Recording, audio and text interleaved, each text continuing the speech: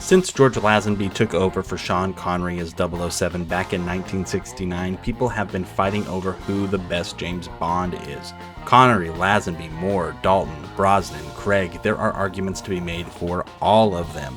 And if we could just stretch the definition of who 007 is a bit for the next couple minutes, I have another hat I'd like to throw into the ring to be considered the best Bond, and that's Tom Cruise.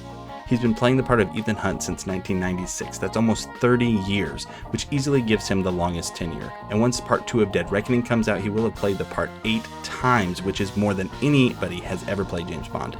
Now, I know that there are a lot of people who would probably get upset at me just even suggesting this as a possibility. So before you go out and pull out your torches and your pitchforks, stop and think for just a second. What does a movie need to actually be considered a James Bond movie?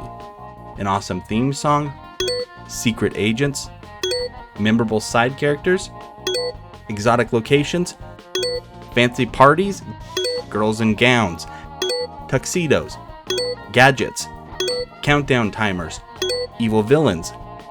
Killer henchmen? Fist fights? Shootouts? Car crashes? Explosions? Giant stunts? Everything being British?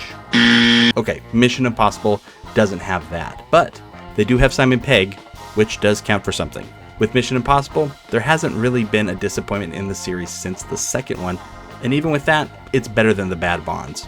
I mean, really the nice thing is that for audiences like us, we get to enjoy both of these series, so it's not like we have to really choose one over the other. It's a great time to be a fan of these kind of big action spy movies. But with all that being said, I think that if someone really twisted my arm about it, I think I might be tempted to pick Tom Cruise as the one who I think has had the best spy career.